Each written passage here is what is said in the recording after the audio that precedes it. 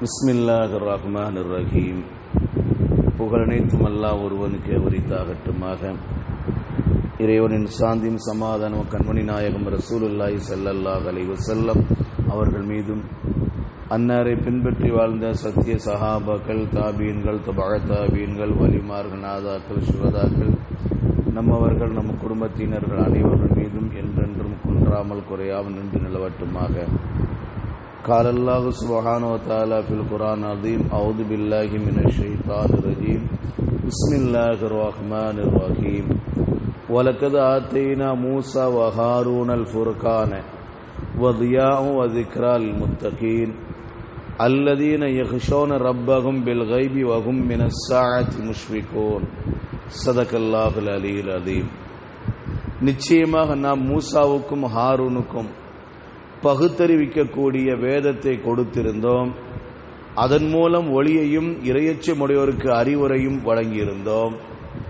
இறையச்சமுள்ள அவர்கள் மறைவிலும் தன் இறைவனை அஞ்சுவார்கள், யுக முடிவு நாள் குறித்தும் அவர்கள் அஞ்சி நடுங்குவார்கள் என்று அல்லாஹு தஆலா இந்த வசனங்களிலே சொல்லித் தருகிறான். கண்ணியத்திற்குரிய அல்லாஹ் நல்லடியார்களே, நாம் இந்த அத்தியாயத்தை தொடங்கி ஏறத்தாழ 48 வசனங்கள் பார்த்துட்டோம். இப்போ நாம் பார்க்குற 49வது வசனம். இந்த அத்தியாயத்தினுடைய பேரு அல் அம்பியா, நபிமார்கள் என்று இந்த அத்தியாயத்துக்கு பேரு. ஆனால் 48 வசனம் இந்த அத்தியாயத்தில் ஓதிருக்கோம். நபிமார்கள் சம்பந்தமாக இதுவரை அல்லாஹ் தஆலா பேசல. இப்ப 49வது அத்தியாயத்திலிருந்து அல் அம்பியா, நபிமார்கள் என்ற தலைப்புக்கு தகுந்த மாதிரி அல்லாஹ் தஆலா ஒவ்வொரு நபிமார்கள் சம்பந்தமாக அல்லாஹ் பேசுகின்றான். ஏறத்தாழ இந்த அத்தியாயத்தில் 17 நபிமார்களை குறித்து பேசுகிறான். அதுல முதல் 2 நபி ஹஜ்ரத் ஹாரூன் அலைஹிஸ்ஸலாம், ஹஜ்ரத் மூசா அலைஹிஸ்ஸலாத்து வஸலாம் அவர்கள் சம்பந்தமாக அல்லாஹ் பேசுகிறான். ஹாரூன் அலைஹிஸ்ஸலாத்து வஸலாம் அவர்கள் மூசா அலைஹிஸ்ஸலாத்து வஸலாம் அவர்களை விட வயசுல ஒரு 4-5 வயசு மூத்தவர்கள். மூசா அலைஹிஸ்ஸலாம் அவர்களை விட வயசுல 4-5 வயசு மூத்தவர்கள். ஹஜ்ரத் ஹாரூன் அலைஹிஸ்ஸலாத்து வஸலாம் அவர்கள் கிமு 1516 பிறந்தாங்க. ஆனா ஹஜ்ரத் மூசா அலைஹிஸ்ஸலாத்து வஸலாம் அவர்கள் கிமு 1520 பிறந்தாங்க. 2 பேருமே 120 வயசு வரை இந்த துன்யால வாழ்ந்திருக்கிறாங்க. இப்ப அல்லாஹ் பேசுறான், நிச்சயமாக நாம் மூசாவுக்கும் ஹாரூனுக்கும் பகுத்தறிவிக்கக்கூடிய வேதத்தை கொடுத்திருந்தோம், அதன் மூலம் ஒளியையும் இறையச்சமுடையோருக்கு அறிவுரை வழங்கியிருந்தோம் என்று அல்லாஹ் சொல்கிறான். வேதத்தை வழங்குவதன் நோக்கமே நாம் இறையச்சமுடையோராக வாழ வேண்டும் என்பதுதான். இந்த உலகத்தில் வாழுகிற பொழுது அல்லாஹ்வுடைய பயத்தோடு வாழ வேண்டும் என்பதற்காண்டிதான் வேதங்கள் கொடுக்கப்பட்டிருக்கிறது. அதைத்தான் அடுத்த வசனத்தில் அல்லாஹ் சொல்லுவான், அல்லதீன யக்ஷௌன ரப்பஹும் பில் கைபி வஹும் மினஸ் ஸாஅத்தி முஷ்ஃபிகூன். இறையச்சமுள்ள அவர்கள் மறைவிலும் தன் இறைவனை அஞ்சுவார்கள் என்று அல்லாஹ் தஆலா சொல்கிறான். அருமையானவர்களே, இறையச்சத்தை போதிக்கக்கூடியதான் வேதம் என்று நமக்கு வழங்கிருச்சு. அந்த இறையச்சம்னா என்ன அப்படின்னா, அது மறைவிலும் அல்லாஹ்வை அஞ்சி நடப்பதான் இறையச்சம். மக்களுக்கு மத்தியில இறையச்சத்தை வாழ்வது பெரிய விஷயம் அல்ல, அது எல்லாத்துக்கும் வந்துடும். அந்த பயம் அல்லாஹ்வுடைய அச்சம் அல்ல, மக்களுடைய பயம். நம்ம மரியாதை என்ன ஆகிறது, நம்முடைய மான மரியாதை என்ன ஆகிறது, நம்மளை பத்தி தப்பா வளைக்கிறோம் சொல்லி வரக்கூடிய ஒரு பயம்தான் கூட்டத்தில் இருக்கின்றது பயம். அது இறையச்சம் அல்ல. உதாரணத்துக்கு பாருங்களேன், ஒரு 10 ரூபா கீழே கிடக்குது, நம்ம சொல்லிருக்கோமா இல்லைங்களா? 10 ரூபா கீழே கிடக்குது, யாருமே இல்லை, எடுத்து பாக்கெட்ல வச்சுக்கிடுவோம். ஒரு 2 பேர் இருந்தா நம்ம என்ன செய்வோம், இந்த 10 ரூபா யாருக்குள்ள நம்ம கேட்டுருவோம், அப்படித்தானே? அப்ப மறைவில் இருக்கும்போது பாக்கெட்டை தூக்கி வைக்கிற நாம எல்லாரும் மத்தியில, மற்றவர்கள் மத்தியில அந்த பகிரங்கப்படுத்துறோம். இது இந்த அல்லாஹ்வுடைய பயம் அல்ல. தனிமையிலும் அல்லாஹ்வுடைய பயம் இருக்க வேண்டும். தனிமையிலும் கீழே யாருமே இல்லை, ஒரு 10 ரூபா கீழே கிடக்குன்னு சொன்னா அது நாம தொடக்கூடாது, சட்டம் தானே. ஒரு 10 ரூபா கீழே கிடக்குது, கீழே கிடக்கிற பொருளை எடுத்தா அதை உரியரிடம் ஒப்படைக்க வேண்டும். 1 வருஷமானாலும் அதை அறிவிப்பு செஞ்சு உரியரிடம் ஒப்படைக்க வேண்டும். இல்லைங்கன்னா அப்படி போட்டு போயிட்டே இருக்கணும். அது நம்ம பொறுப்பல்ல. நிறைய பேர் என்ன செய்வாங்க தெரியுமா, பள்ளிவாசல் உண்டியில தூக்கி போட்டுருவாங்க. அப்படி 10 ரூபா 20 ரூபா கிடைச்சதுன்னா அவங்க பள்ளிவாசல உண்டியில தூக்கி போட்டுருவாங்க. அப்படி தூக்கி போட்டதுக்கு அவங்களுக்கு உரிமை கிடையாது. அது யாருடைய பொருளோ அவங்க எடுத்துக்கணும். அப்படி இல்லைன்னா அவர் தூக்கி போட்ட பள்ளிவாசல் உண்டியல்ல தூக்கி போட்ட பிறகு அது 1000 ரூபாவா இருக்கட்டும் அல்லது 10,000 ரூபாய் கிடக்கட்டும், அதை எடுத்து அவர் பள்ளிவாசல் உண்டியல்ல தூக்கி போட்டாருன்னா அடுத்து உரியவர் வந்து கேட்கும் போது அந்த 10,000 சொந்த பணத்திலிருந்து இவர் கொடுத்து ஆக வேண்டும் என்பது சட்டம். சரிங்களா? கயிறு விஷயத்துக்கு வருவோம். அப்ப மறைவான விஷயத்திலும் அல்லாஹ்வை அஞ்சி நடக்க வேண்டும். அவர்தான் உண்மையான முஃமின். அல்லதீன யக்ஷௌன ரப்பஹும் பில் கைபி, அவர்கள் எப்படிப்பட்டவர் தெரியுமா? மறைவிலையும் அல்லாஹ்வை அஞ்சக்கூடியவர்கள். நபிகள் நாயகம் ஸல்லல்லாஹு அலைஹி வஸல்லம் அவங்கள்ட்ட சஹாபாக்கள் கேட்டார்கள், மன் அக்ரமுன் நாஸ், யா ரசூலல்லாஹ், மக்கள்ல கண்ணியத்திற்குரியவர் யார்? மக்களிலே கண்ணியத்திற்குரியவர் யார் என்று கேட்கிற பொழுது ஹஜ்ரத் முத்து முகமது ஸல்லல்லாஹு அலைஹி வஸல்லம் சொன்னார்கள், அத்துகாகும், அவர்களே அல்லாஹ்வை அஞ்சி நடக்கக்கூடியவர்கள். மக்களிலே அல்லாஹ்வை யார் அஞ்சி நடக்கிறார்களோ, இறையச்சமாக வாழ்கிறார்களோ அவர்தான் மக்களிலே கண்ணியத்திற்குரியவர்கள். அதைத்தான் அல்லாஹ் தஆலா சொல்றான், இன்ன அக்ரமக்கும் இந்தல்லாஹி அத்துகாக்கும், உங்களிலே சிறந்தவர் கண்ணியத்திற்குரியவர் உங்கள் ரப்புடைய விஷயத்தில் அல்லாஹ்வை அஞ்சி நடக்கக்கூடியவர்கள் தான் உங்களிலே கண்ணியத்திற்குரியவர் என்று அல்லாஹ் தஆலா குர்ஆன்ல சொல்றான். அந்த அடிப்படையில் நபிகள் நாயகம் ஸல்லல்லாஹு அலைஹி வஸல்லம் சொன்னாங்க, மக்களிலே சிறந்தவர்கள் அல்லாஹ்வை அஞ்சி நடக்கக்கூடியவர் என்று சொன்ன பொழுது அதற்கு சஹாபாக்கள் சொன்னார்கள், யா ரசூலல்லாஹ், இது விஷயமா நாங்க கேட்கல அப்படின்னு சொன்ன உடனே ரசூல் அடுத்து பதில் சொல்றாங்க, யூசுப் அலைஹிஸ்ஸலாத்து வஸ்ஸலாம், மக்களிலே சிறந்தவர்கள் யூசுப் நபியுல்லாஹ். யூசுப் அலைஹிஸ்ஸலாத்து வஸ்ஸலாம் அல்லாஹ்வுடைய தூதராகிய ஹஜ்ரத் யூசுப் அலைஹிஸ்ஸலாத்து வஸ்ஸலாம் அவர்கள் தான் மக்களிலே சிறந்தவர்கள் கண்ணியத்திற்குரியவர்கள் என்றார்கள் ஹஜ்ரத் முத்து முகமது ஸல்லல்லாஹு அலைஹி வஸல்லம். இப்ப சஹாபாக்கள் அமைதியானாங்க. ஏன் யூசுப் அலைஹிஸ்ஸலாத்து வஸ்ஸலாம் அவர்கள் மக்களிலே சிறந்தவராக கருதப்படுகிறார் என்று சொன்னா அவர்கள் அல்லாஹ்வை அஞ்சி நடக்கவர்கள். இந்த கேள்விக்கு 2 பதில் ரசூலுல்லாஹ் சொன்னாங்க. மக்களிலே சிறந்தவர் யார் என்று சஹாபாக்கள் கேட்டதற்கு 2 விதமான பதில். ஒன்னு, அவள் அல்லாஹ்வை அஞ்சி நடக்கக்கூடியவர் என்று சொன்னார்கள். யா ரசூலுல்லாஹ், இது விஷயமா நாங்க கேட்கலன்னு சொன்ன உடனே ஹஜ்ரத் யூசுப் அலைஹிஸ்ஸலாத்து வஸ்ஸலாம் என்று 2வது பதில் சொன்னார்கள். 2மே இறையச்சம் தானே, 2மே ஒரே பதில் தான், ஆனா பேர் தான் அங்க வேற. ஏன்னா ஹஜ்ரத் யூசுப் அலைஹிஸ்ஸலாத்து வஸ்ஸலாம் அவர்களை சொன்னாலும் சரி, அல்லாஹ்வை அஞ்சி நடப்பவர் என்று சொன்னாலும் சரி, 2மே ஒன்றுதான். காரணம், ஹஜ்ரத் யூசுப் அலைஹிஸ்ஸலாத்து வஸ்ஸலாம் அவர்கள் அல்லாஹ்வை தனிமையில் அஞ்சி நடந்தார்கள்.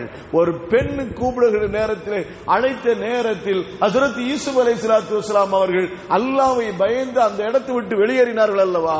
அதனால்தான் அல்லாஹ்வுடைய தூதர் ஹஜ்ரத் முத்து முகமது ஸல்லல்லாஹு அலைஹி வஸல்லம் அவர் சொன்னார்கள், மக்களிலே சிறந்தவர் கண்ணியத்திற்குரியவர் யூசுப் நபியுல்லாஹ் என்று சொல்லி தந்தார்கள்.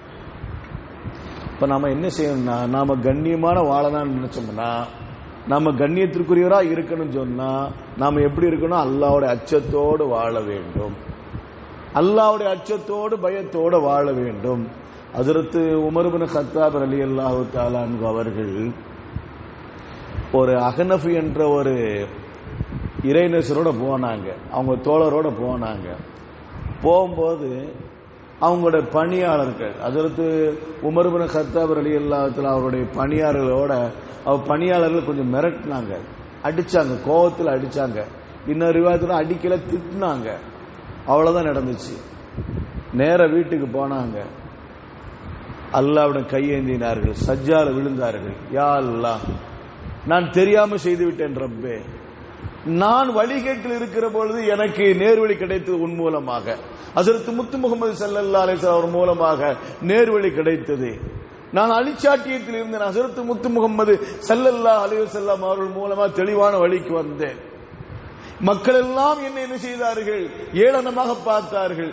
பெத்த தகப்பனார் ஹஜ்ரத் உமர் இப்னு கத்தாப் ரலியல்லாஹு தஆலா அவருடைய தகப்பனார் ஹஜ்ரத் உமர் இப்னு கத்தாப் ரலியல்லாஹு தஆலா அவரை பார்த்து சொன்னார்கள், ஒரு ஆடு மேய்க்கக்கூடிய அளவுக்கு உனக்கு தகுதி கிடையாது, ஒட்டகத்தை மேய்க்கக்கூடிய அளவுக்கு கூட உனக்கு தகுதி கிடையாது என்று ஏளனமா பேசப்பட்ட இந்த உமர்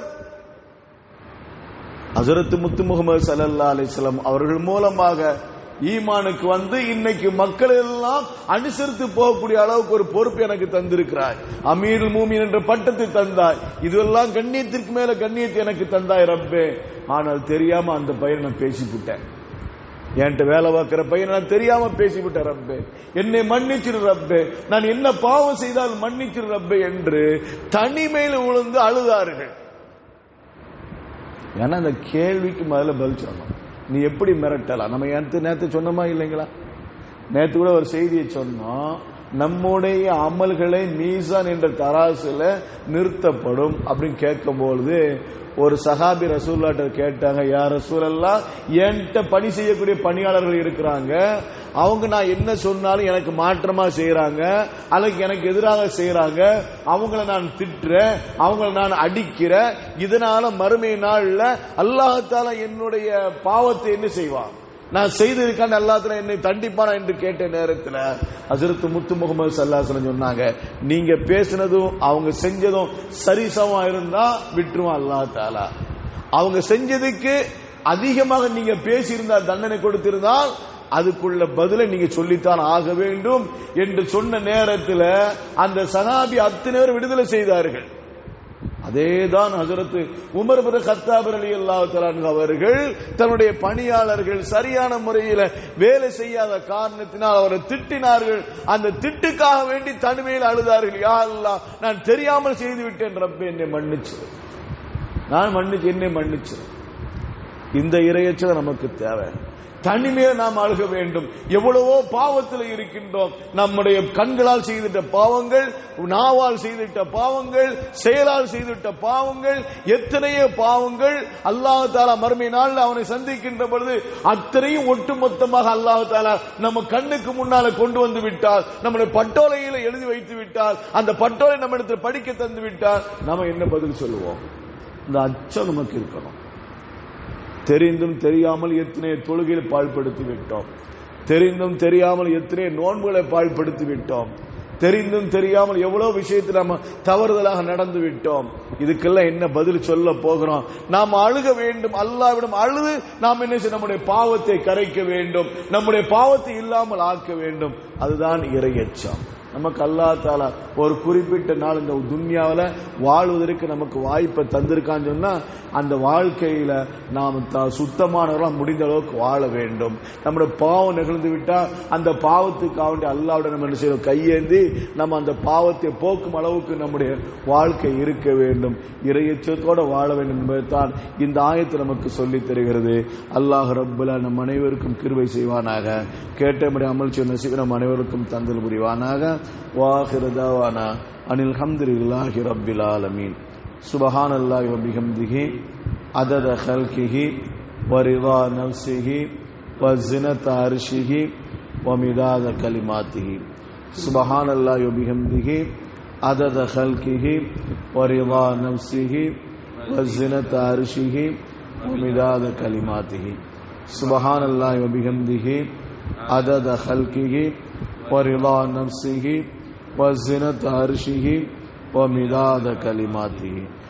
صلى الله على محمد صلى الله عليه وسلم.